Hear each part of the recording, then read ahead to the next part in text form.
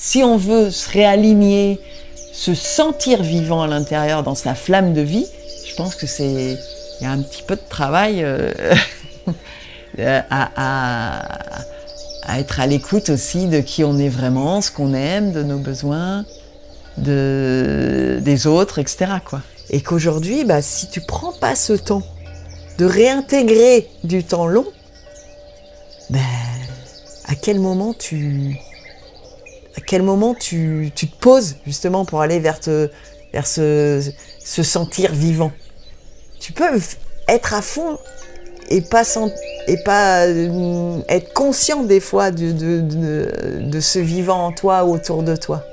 Le fait de te dire je vais dans le plaisir, tu te mets dans une autre forme de relation à ton corps déjà, qui est beaucoup moins tendue, parce que se mettre dans une forme de performance, tu te mets dans une espèce de crispation qui est différente en termes de tension que quand tu relâches au sens propre, ou en tout cas quand tu es en mode plaisir, t'es pas animé par le même sens justement, par le même lien à ce que tu observes, à ce que tu vois, etc. Et ça, c'est créateur d'émotions positives. Et toute émotion positive, c'est pas pour rien que les peuples autochtones, ils ont une communication positive aussi, c'est-à-dire que quand ils annoncent quelque chose, souvent ils le mettent en sandwich entre deux informations positives, parce que le fait d'être en mode vision positive des choses te met dans l'élan. Donc, ouais, c'est ça, vivant. Mais vivant réellement ressenti.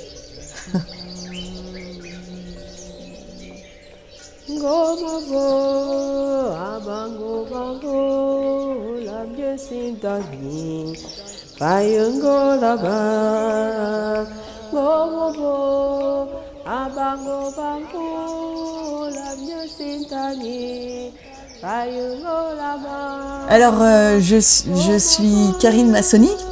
Je suis anthropologue, je suis spécialiste en développement durable et des savoirs autochtones, des peuples autochtones. C'est vraiment une passion que j'ai eue très rapidement de me tourner vers ces peuples qui vivent avec le vivant et de me rendre compte que quand j'étais en immersion auprès d'eux, je me sentais comme dans une famille, c'était facile, les liens étaient faciles à tous les niveaux. Et moi, je fantasmais, entre guillemets, sur l'idée de pouvoir vivre avec l'essentiel qui était autour de moi, avec les ressources qu'il y avait autour de moi, dans l'instant. Donc les ressources, qu'elles soient humaines ou non humaines. Et donc j'ai beaucoup appris auprès d'eux, et j'ai grandi auprès d'eux, et je continue à le faire encore aujourd'hui, comme vraiment une famille. Je me sens chez moi, c'est vraiment le terrain où je me sens dans toute ma puissance, on va vraiment le dire comme ça, parce que parce que l'écosystème naturel au sens faune, flore, terrain, écosystème naturel, quoi, sont des milieux complexes, évolutifs en permanence, incertains, multifactoriels, qui bougent en permanence. Et c'est ça qui m'intéresse aussi, c'est d'aller voir comment piloter dans l'incertitude, y compris dans le milieu, l'écosystème naturel.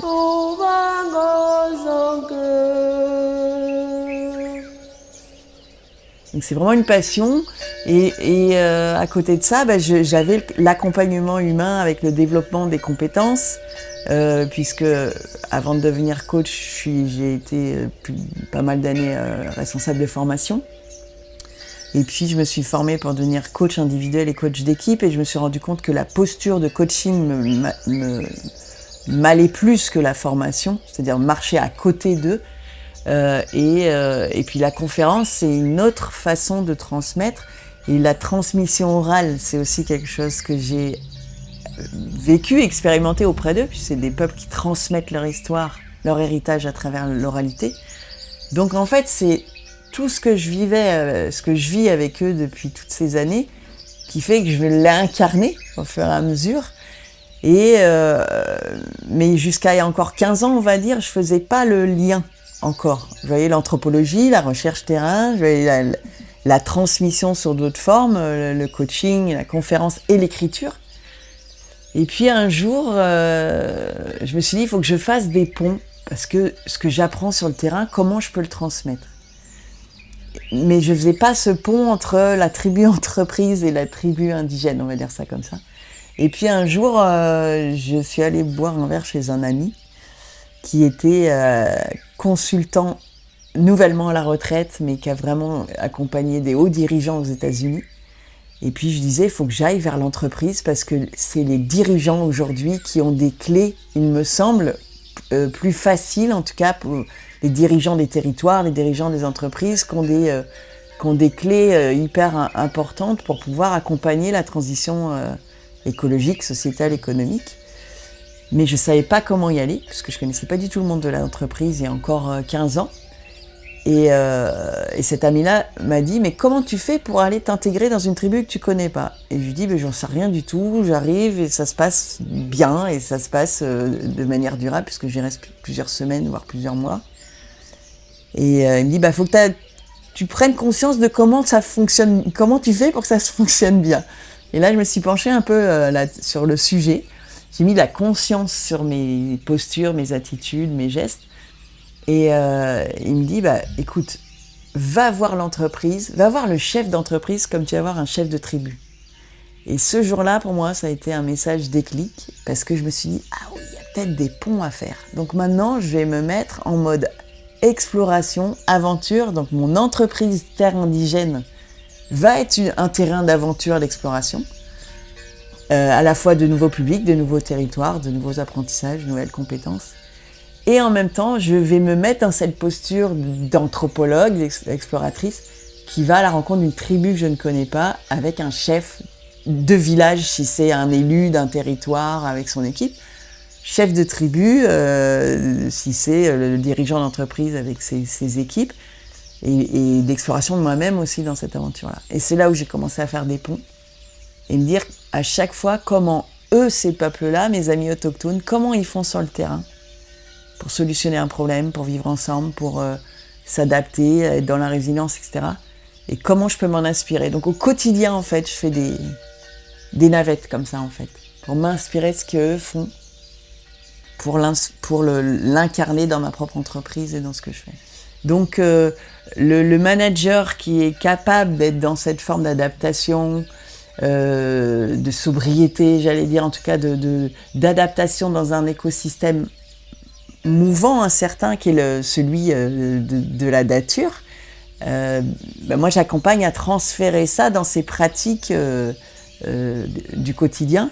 Mais c'est vrai que je me sens plus dans ma puissance, là je vais te dire, mieux avec qui je suis fondamentalement dans un écosystème naturel, qu'il soit forêt, montagne, rivage, littoraux, enfin. Donc c'est vraiment là où je sais que je me sens le mieux. Donc forcément, si c'est là où je me sens le mieux, c'est là où je vais certainement transmettre encore différemment. Salam alaikum wayo misilmina ayo doyanya masala dunia yormiyam duyahure mirena. C'est vraiment par la rencontre avec Denis, parce que on travaille ensemble avec le réseau GERM. GERM, donc c'est groupe de recherche et d'entraînement au management des entreprises. On fait partie tous les deux d'un groupe de chercheurs collectifs, et donc on était sur un projet de recherche collectif, et dans ce projet-là, moi j'ai amené aussi mon regard d'anthropologue, et quand il a mis en place ce projet avec sa femme Cécile, il m'a proposé de venir intégrer cette itinérance avec les ânes. Clairement, j'avais pas mis ça dans mon agenda, j'avais prévu, c'est ce que j'ai fait après d'ailleurs, d'aller voir mes amis bergers en Corse. J'avais pas le budget pour ça non plus, j'avais d'autres priorités, et en fait il est revenu vers moi à plusieurs reprises en me disant, écoute Karine, c'est la dernière fois, il est revenu 3 fois, et la dernière fois il m'a dit, il faut vraiment que tu sois là, parce que au sein du groupe, il y aura aussi quelqu'un qui viendra de Nouvelle-Calédonie et qui travaille aussi avec les Kanaks, et je pense que vous avez vraiment quelque chose à échanger. Donc ça a été un peu le déclic, c'était cette rencontre d'ailleurs, de me dire que j'allais vivre cette rencontre-là avec Aurore. Et puis, il y a eu une réelle confiance, quoi, mutuelle aussi. Et on parlait quand même le même langage autour du vivant. Et puis moi, je suis fan du nomadisme, de la marche au long cours. Chez moi-même, beaucoup de pratiques de marche au long cours. Et puis, quand j'accompagne les dirigeants, c'est aussi par la marche, avec la marche, que je ponctue d'ateliers inspirés des peuples premiers. Mais c'est aussi à travers l'itinérance. Donc effectivement, le mot itinérance, ça m'a parlé. Les animaux, oui, c'est vraiment aussi... ça me parlait évidemment d'avoir des modalités pédagogiques avec du vivant. Et clairement, s'il n'y avait pas eu les ânes, je ne sais pas si je serais venue aussi encore une fois, parce que j'avais d'autres priorités. Donc l'itinérance seule entre humains, je serais peut-être venue quand même parce que voilà, j'avais envie d'apprendre de nouvelles choses et parce que l'itinérance me parle évidemment au fond de moi. Mais franchement, les ânes, ça a été aussi l'élément déclencheur encore plus, quoi, parce que j'ai l'habitude de marcher avec des animaux chez les peuples premiers. Et ça va être les troupeaux de yaks, les troupeaux de brebis, avec les éleveurs de rennes en Laponie, les ânes avec des muletiers en Corse aussi, ou d'autres cultures où il y a des ânes, évidemment dans les peuples des montagnes, etc. Mais vraiment, avoir cette forme d'itinérance avec des ânes dans un groupe humain et de voir de mettre une dimension méta sur l'apprentissage m'intéressait beaucoup, ouais. Donc l'humain, c'était pas ce qui m'importait. C'était vraiment la relation société humaine avec les ânes et comment la présence des ânes allait impacter la création d'un collectif humain. C'est ça que j'ai regardé plutôt, moi. Pour dire vrai, j'avais même l'appréhension d'être moi-même dans un groupe pendant 7 jours. Le collectif je suis quelqu'un j'ai le côté un peu loup, très social et en même temps qui peut être aussi très sauvage. Et j'ai besoin d'être dans cet équilibre, tant solo pour moi et tant collectif. Et d'ailleurs, je l'ai posé très rapidement, ça a été un espace collectif, ça, où on exprimait nos besoins. Moi, je l'ai posé très clairement, j'aurais besoin de temps et collectif et pour moi, pour prendre des notes, pour me retrouver. Bon. Et donc, le premier jour, on est allé à la rencontre des ânes. Cécile, elle a commencé à nous donner des informations sur les ânes. Et moi, très rapidement, je lui ai demandé qu'elle arrête. En tout cas pour moi. Et j'avais pas du tout envie de savoir qui est qui fait quoi, qui va avec qui se déplace, ou pourquoi ils font les choses comme ça. Et je voulais garder mon œil, découverte totale. Et tout de suite, et ça j'ai trouvé ça vraiment très chouette, Cécile, avec l'accord aussi de Denis, mais m'a dit, écoute Karine, ça pourrait être un système d'apprentissage aussi. Est-ce que ça te dirait de nous apporter ton approche anthropologique, mais aller à la rencontre d'une tribu d'ânes qu'on ne connaît pas et de voir qu'est-ce qui peut se passer sans que je donne d'infos. Et du coup, on s'est plutôt mis sur cette approche-là et j'ai trouvé ça génial. Donc moi, ça a été un gros apprentissage, ça aussi, d'aller à la rencontre de comportements éthologiques, on va plutôt dire, ou d'une connaissance d'une tribu non humaine et d'appliquer un peu ce que je fais quand je vais à la rencontre d'une quand je vais à la rencontre d'une tribu humaine, quoi. Chez les Amérindiens, l'animal qui vient vers toi à ce moment-là, c'est qu'il a quelque chose à t'apprendre. Donc c'est un guide enseignant, l'animal. Et là, ça m'amuse de voir justement qu'est-ce qui se passe à ce moment-là et qu'est-ce que ça va m'apprendre. Et au moins dans cet instant-là, quoi.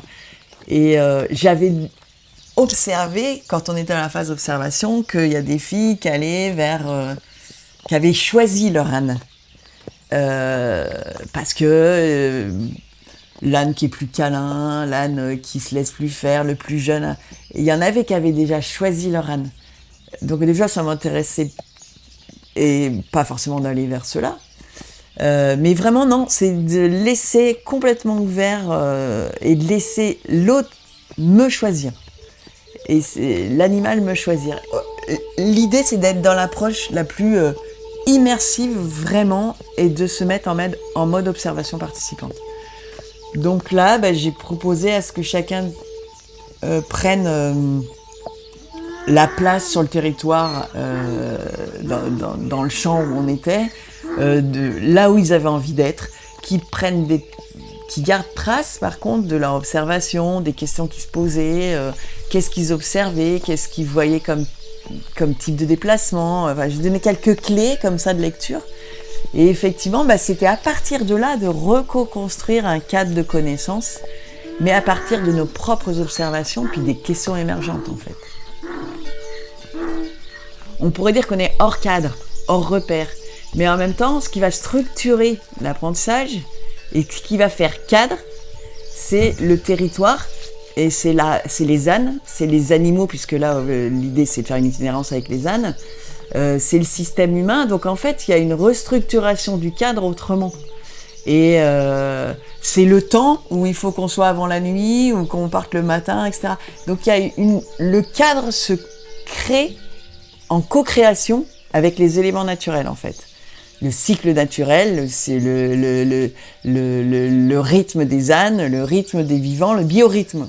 Donc en fait, il y a un cadre. Mais c'est juste que c'est pas du tout celui dans lequel on a l'habitude d'évoluer. Donc il peut être beaucoup plus angoissant pour certains. Mais c'est cette confrontation à cette limite, aux limites naturelles, qui va faire qu'il y a des réapprentissages, la déstructuration de certaines choses pour apprendre autrement. Donc effectivement, ça peut être angoissant pour certains, mais en même temps, il existe un cadre. C'est juste pas celui qu'on a l'habitude d'avoir, qui sont les murs, ou la loi, ou les règles, mais là, c'est la loi de la nature, c'est la loi du vivant, c'est ça, c'est la loi du vivant au sens très large, qui va créer ce cadre, qui va faire qu'on va coopérer avec ce cadre. On peut aller, et ça les peuples autochtones ils l'ont extrêmement bien compris, c'est qu'on ne peut pas aller à l'encontre du vivant.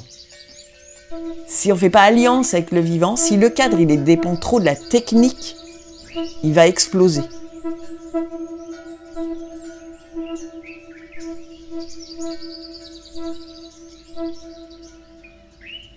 S'il n'y avait pas eu les ânes, il y aurait quand même eu la création d'un collectif humain, puisqu'on a vécu une itinérance, on a vécu un moment de partage ensemble, et c'est évident qu'il y aurait quand même eu la création d'un collectif humain.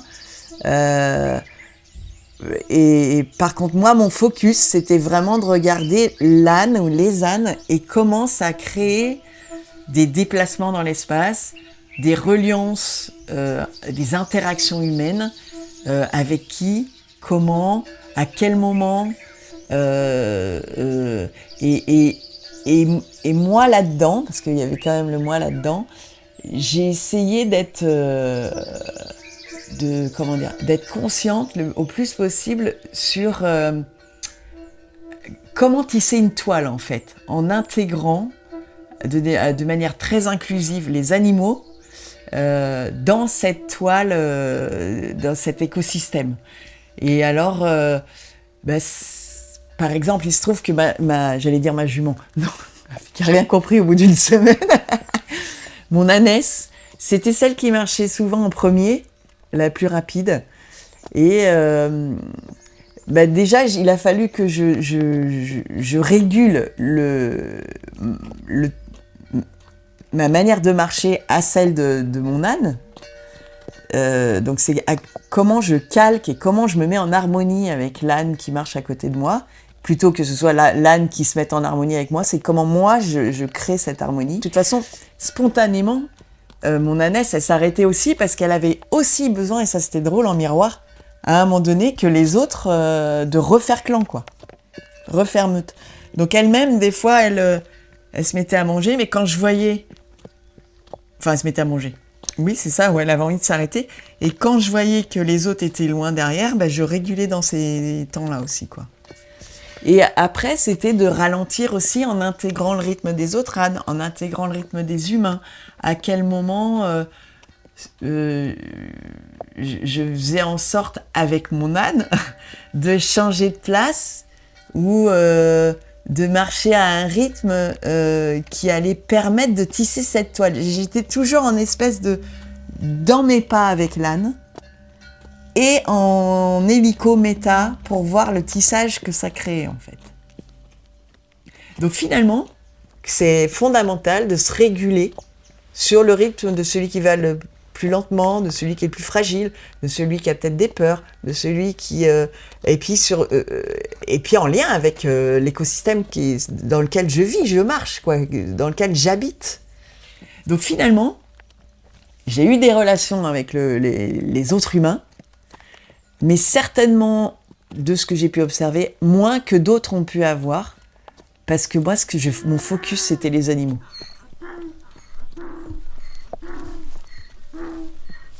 Pendant la marche, par exemple, à certains moments, et c'est ça que j'ai trouvé génial, c'est l'évolution aussi dans la coopération avec l'animal, entre au début où tu le tiens, et puis au fur et à mesure, tu le lâches quand toi, t'évalues qu'il y a une forme de confiance, et puis le jour où j'ai lâché les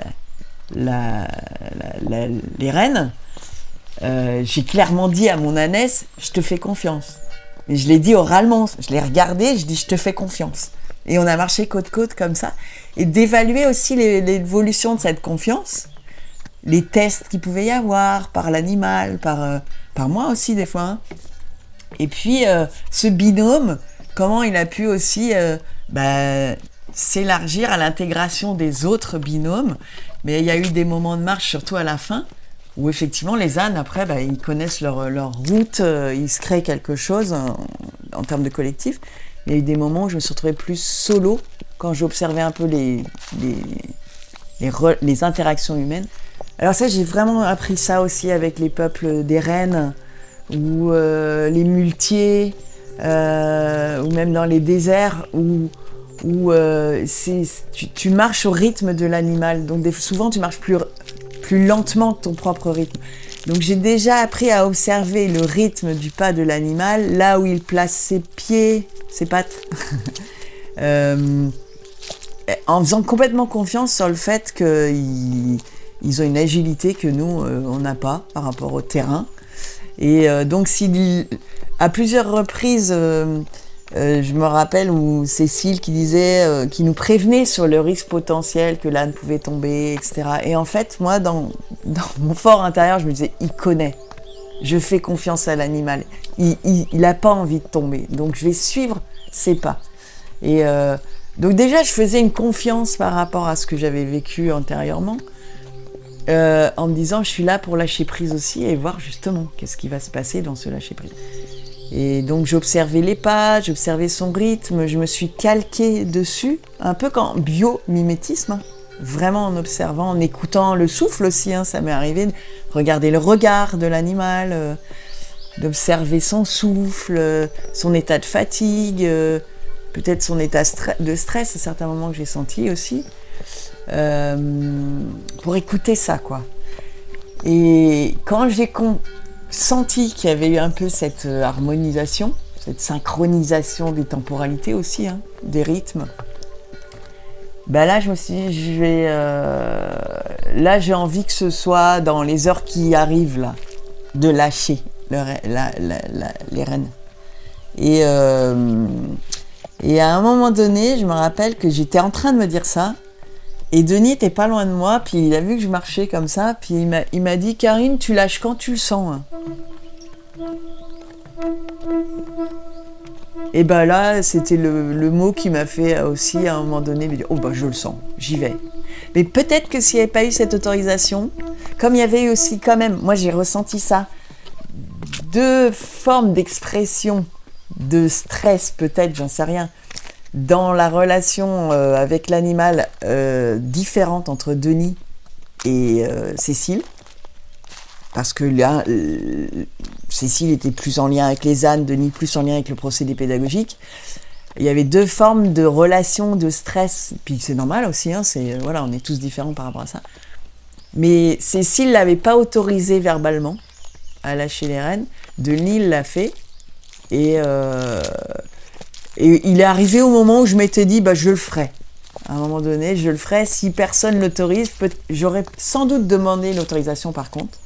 J'aurais peut-être pas fait comme ça spontanément. J'aurais sans doute demandé dans les minutes, voire l'heure qui suivait, soit à Cécile, soit à Denis, est-ce que je peux lâcher les rênes? Parce que je sentais que c'était le moment. Mais là, il est venu et il m'a autorisé, quoi.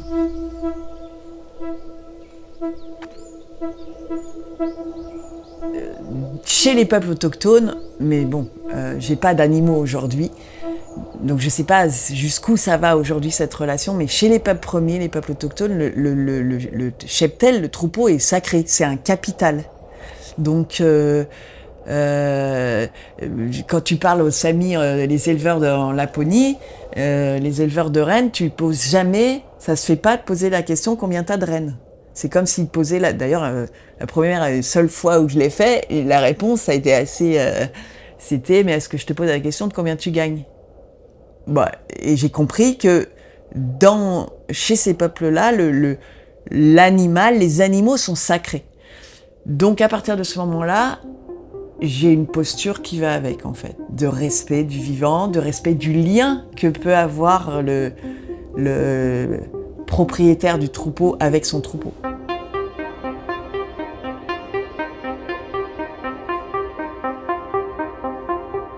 Moi, ça m'a beaucoup appris à réguler, à harmoniser, à synchroniser les temps, les rythmes, pour tisser une toile avec les autres humains, avec les autres, une toile inclusive, avec les autres animaux, les autres ânes, et en même temps le territoire.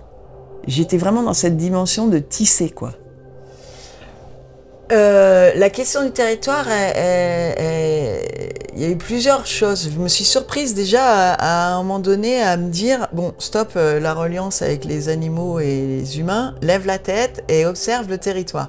À en prendre encore une autre dimension encore plus large, c'est pas venu au départ, parce que départ, il y a une évolution à ce niveau-là, j'étais dans la synchronisation, quoi. Donc c'est venu dans un deuxième temps de regarder de manière beaucoup plus écosystémique mon environnement. Et après, le territoire, oui, plus le chemin est facile, plus tu peux être en reliance avec ce qui t'entoure de manière sécure, de manière relâchée, etc. Plus le chemin est escarpé, plus tu focuses sur les pieds de l'instant, enfin dans l'instant. Donc ça déjà c'était de regarder qu'est-ce qui se passe à quel moment on marchait tranquille, dans une forme de coopération sans stress, harmonieuse, fluide et tout, à quel moment il y avait plus de tension entre les uns et les autres, j'allais dire, y compris l'animal lui-même sur ses pas. Donc à quel moment dans l'évolution du territoire et dans le terrain, ça permettait ça. Et j'observais aussi à quel moment j'étais plus en capacité, ou le groupe était plus en capacité d'observer ce qui est notre écosystème. Et ça, c'est plus dans des temps longs, dans des formes de marche sur une itinérance facile, où il y a cette capacité d'observer un peu plus davantage le territoire, quoi. Et après, le fait d'arriver, dormir dans les lieux où on a été, on habite aussi chez des autochtones, sur le territoire. Comment les intégrer? Moi, il y a eu plusieurs moments où je l'ai largement exprimé, où j'ai eu l'impression que, c'est comme ça que je l'ai vécu, en tout cas. On arrive, les pieds sous la table, c'est top. Nos hôtes, ils étaient géniaux, mais on mangeait et le groupe ou certains avaient besoin de quitter parce qu'ils avaient fini de manger, etc. Alors que nos hôtes qui avaient passé du temps à nous faire à manger, ils venaient se joindre à nous en fin de repas parce que voilà, et puis il y avait quasiment plus personne à table avec eux. Bon moi ça m'a vraiment choquée, parce que c'est aussi une prise en compte de notre écosystème. Et donc je me rappelle à 2 reprises de ça, je l'ai clairement évoqué. Là, il y a un truc qui est pas ok du tout pour moi, c'est que on nous accueille. C'est aussi d'être au même titre qu'on est en reliance avec les ânes et les autres humains, bah, c'est qu'on a des autres qui nous accueillent, mais c'est chez eux, on est sur leur terre, donc c'est important aussi de prendre en compte leur temporalité et de rester dans le collectif jusqu'au bout, quoi. Ben, évidemment, il y a le biais économique, mais évidemment, c'est sûr, ils ont une promesse, on les paye pour, bon. Mais en même temps, ça reste des humains, avec des valeurs humaines, ils nous accueillent, ils vivent sur des territoires qui ont inspiré aussi le déroulé pédagogique, hein, les modalités pédagogiques. Ils étaient dans cette ouverture, tous. Donc ils sont aussi choisis comme tels, donc à partir du moment où ils font partie de l'écosystème pédagogique et humain et naturel, pour moi, c'est une question de valeur après. Donc évidemment qu'il y a un biais, mais ça reste des personnes humaines et moi, c'est ça que je regarde, quoi.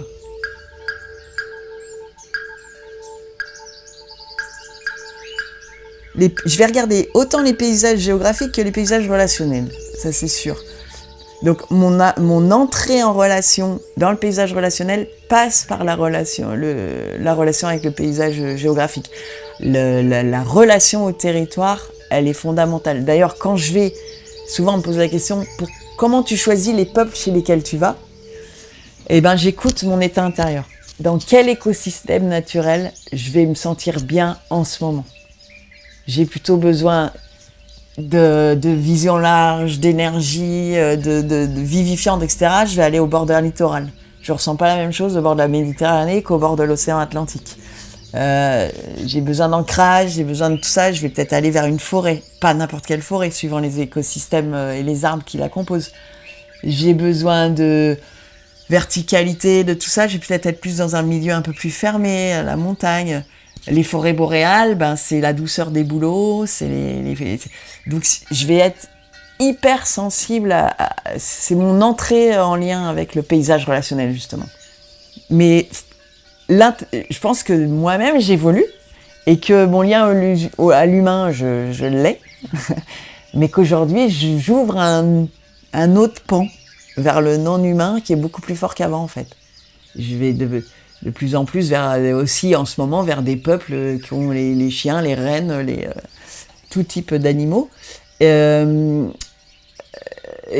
oui, je pense vraiment fondamentalement qu'on est juste un être vivant qui a la même valeur qu'un animal ou une plante ou un arbre. Là, c'est vraiment ma vision aussi du monde, hein, avec une forme d'animisme malgré tout dans ma spiritualité. Et en tout cas, le fait d'observer les animaux, si on se met et qu'on focus plus là-dessus, évidemment que ça donne des informations sur nos émotions, sur notre façon de les gérer, notre façon de vivre ensemble, notre façon d'intégrer la différence, l'altérité, la place qu'on donne aux uns aux autres, la valeur qu'on donne aux uns aux autres dans nos différences. Et ça, pour moi, c'est le fait d'être dans cette interconnaissance avec cette forme d'altérité qui est plus compliquée, entre guillemets, à comprendre, puisqu'elle n'est pas humaine, qui fait que si tu te développes cette forme un peu d'empathie ou d'observation, ça donne des clés que tu peux ramener dans nos systèmes humains. Ouais.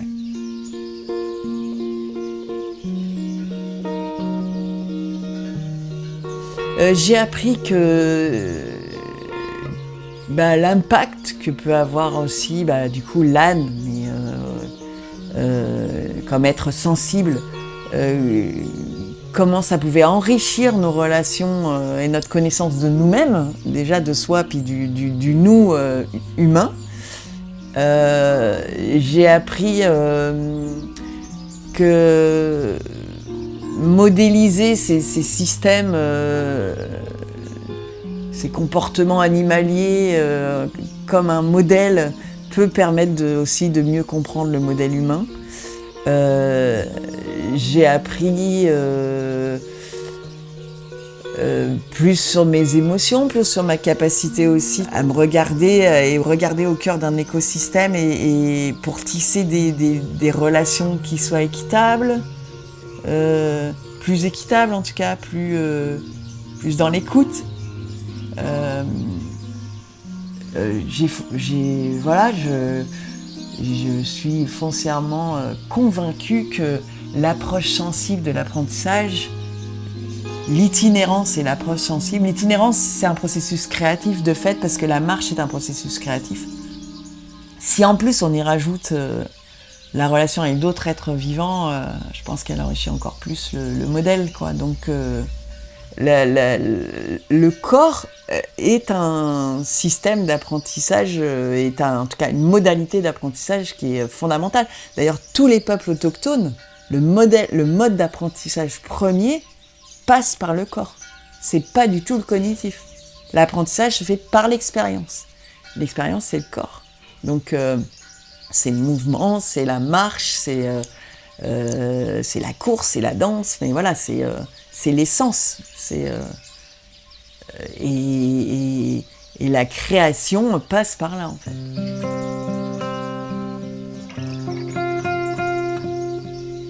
Puis à un moment donné, mais à quoi ça sert ce que je suis en train d'apprendre si je ne le transmets pas pour les générations d'aujourd'hui et de demain, pour accompagner vers un monde meilleur, pour mieux vivre individuellement et collectivement, c'est qu'il n'y a pas le sens. Et moi, ça n'a aucun sens de faire ce que je fais. C'est-à-dire à ce moment-là, je me mets en ermite sur ma montagne et si c'est ok pour celui qui le vit, tant mieux pour lui. Mais pour moi, c'est vraiment une dimension dans le social, de transformation sociétale, environnementale. Je dirais même environnementale et sociétale dans l'ordre, parce que pour moi, si l'humain bouge, mais qu'il est tout aussi non respectueux du vivant qu'il y a autour, c'est le vivant qui va rester. Enfin, c'est la nature qui va rester, mais l'humain qui va disparaître. Donc, comme disent les peuples autochtones, on forme un grand tout interdépendant et relié. Donc, c'est vraiment comme ça que j'envisage et que je pratique aujourd'hui, que je vis ma vie, quoi.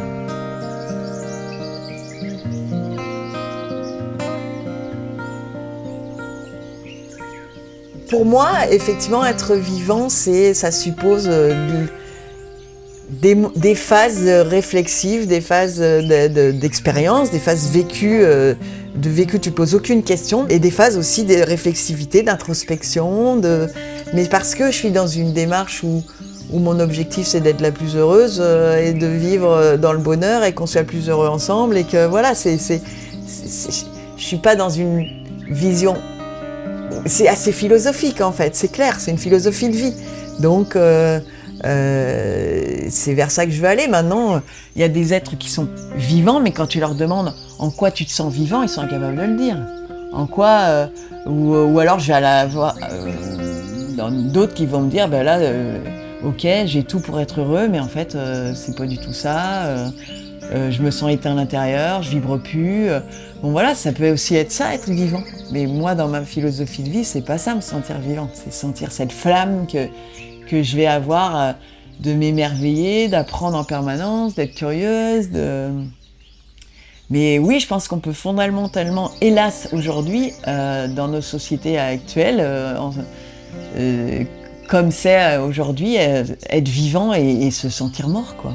Mais c'est pas du tout ma vision du monde ni de la vie. Donc, toute expérience un peu intense comme ça est une dimension transformationnelle. Le transformationnel, il est forcément, même s'il passe par à un moment donné, je casse tout, je casse des bases ou des fondamentaux que j'avais ou que je pensais avoir, c'est quand même, l'objectif, c'est d'aller vers le mieux. Donc, pour moi, fondamentalement, cette expérience et toute expérience immersive a un impact puissant où on peut emmener des leaders. Et d'ailleurs, pour moi, en tout cas, c'est ce que je prône en priorité, c'est l'expérience immersive. On vit autre chose dans un autre cadre pour prendre de la hauteur, prendre du recul, ouvrir notre vision, s'inspirer d'ailleurs et ramener ça dans nos pratiques et transformer ce qui est possible. Et puis Et ben, la personne qui n'a pas envie de bouger du tout, bah, peut-être qu'elle bougera pas, mais à un moment donné, si elle a eu une réelle prise de conscience et qu'elle revient dans ses mocassins, comme disent les Amérindiens, en n'ayant rien fait bouger parce qu'il y a eu une prise de conscience, mais il y a peut-être trop d'ego, trop de peur, trop de plein de raisons qui font qu'il n'y a rien qui bouge, ça reviendra en boomerang, j'en suis persuadée à un moment donné.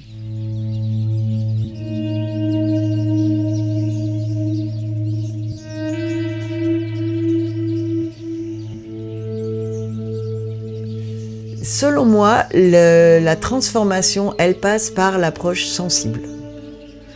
Qu'elle soit par une image, un son, une danse, elle passe par l'émotion. Et ben pour moi, je suis convaincue que la connaissance, c'est un canal, mais que la réelle, le vécu sensoriel amène une transformation beaucoup plus profonde et plus durable pour le coup.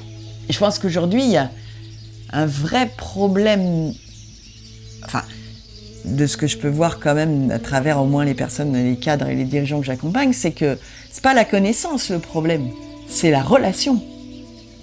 C'est pas la connaissance, on peut l'avoir partout, mais c'est le lien. C'est le lien à soi. Des fois, aujourd'hui, il n'existe plus, hein, mes besoins, mes envies, mes passions. Des fois, quand je pose des questions comme ça, je sais pas trop, attends, faut que je réfléchisse. Non, mais écoute ton cœur. Écoute tes envies, qu'est-ce qui te fait vibrer? Je sais pas. Ça, quand même, c'est quand même impressionnant.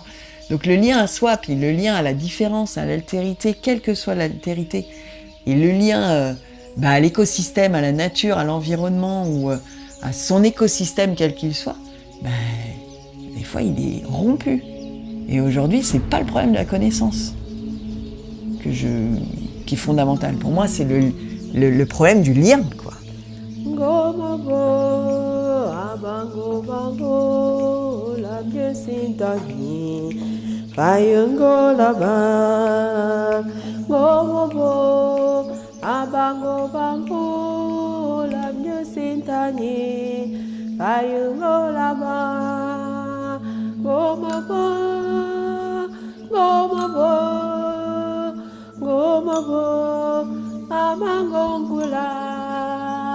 Gomabo, gomabo, gomabo, abangongula, abonju, bibumbu banda, ninya tuidenko, nine te bungum, abonju, bibumbu banda, ninya tuidenko, nine te bungum. Ya tu den go ni bang, ya tu den go ni bang, ya tu den go ni ne te bang. Ongo ya, hubango kemo, jou même goze, jou cheveux vola. Ongo ya, hubango kemo, jou même goze, jou cheveux vola. Ongo ya, ngotang ba.